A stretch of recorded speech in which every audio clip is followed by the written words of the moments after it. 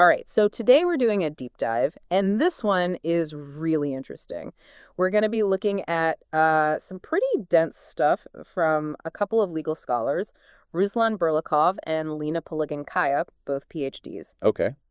And they have come up with a couple of terms that really kind of got me thinking. Oh, I know these. Necronomism and antinecronomism, right? Yeah, exactly those. Yeah, those are big words. They are big words, so we are going to break them down for everybody. Absolutely. And really kind of try and figure out, what are these people talking about? Well, and the thing that jumped out at me right away about this whole this document is, they present these as like actual realities, Right. like not just as philosophical positions. Yeah. So I'm really interested to get into it and see, what they mean by that. Well, let's start with the first one then. Necronomism. What is that?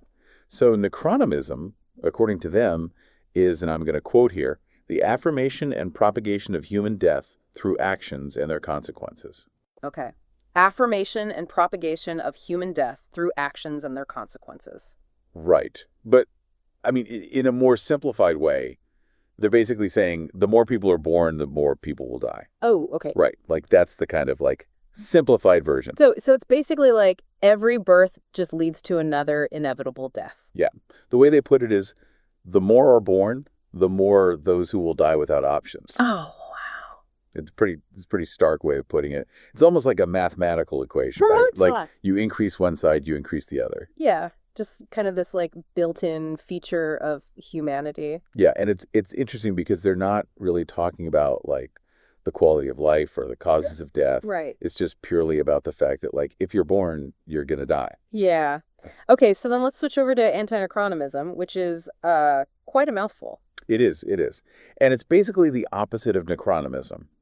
So they define it as the denial of death and the defense of human life through actions and their consequences. Okay, so denial of death, defense of human life through actions and their consequences. Right. And to kind of put it in a simpler way, they basically say that if not everyone born is destined to die, then some who are born might never die. Oh, wow. Right. Okay. So instead of just focusing on like births leading to inevitable death, this one says, okay, well, maybe some of those births won't lead to death. Exactly. Yeah. And they even mention like immortality or unlimited life extension. Oh, wow. Okay. So it's getting into some science fiction territory here a little bit. A little bit. Yeah. And, it's interesting because just like with necronomism, they present anti-necronomism as an actual reality, meaning like a potential state that some humans could actually achieve, Right. Like indefinite lifespans. Wow. So then both of these are these like potential futures? Well, it's hard to say. The document doesn't really get into like how any of this might happen. Right. They're just focused on defining the concepts. Okay. Right, like these two contrasting realities. Yeah. But I also noticed that it's not just these terms. It's like these are like actual almost like legal concepts, right? Right. They explicitly state that necronomism and anti-necronomism are copyrighted by this organization. It's called the Multi-Intelligent Orders of Cyber-Prosecutors.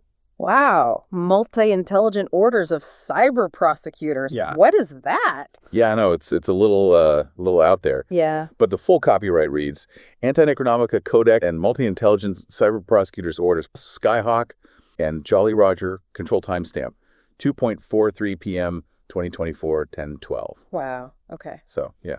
So to recap, then necronomism is the idea that more births lead to more inevitable deaths. Right. And antinecronomism is this idea that, well, maybe there's the potential for some to have unlimited life extension. Exactly. So we've got these two contrasting realities presented here, and they're presented as like real possibilities. So this is a really interesting thought, right? Because if you think about it, like if these realities are actually possible, how does that change how we think about the future of humanity? Yeah. Like, how does that change how we think about life and death? Yeah. What does it even mean to be human if we're talking about immortality or unlimited life extension? Right. I mean, it's a lot to think about. It's definitely a lot to think about. So we'll leave you with that. Yeah. We want to hear your thoughts. What do you think?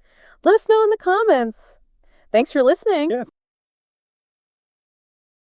This deep dive podcast is copyrighted by Multi-Intelligent Cyber-Prosecutors Orders to protect eternal truths from mortal distortion.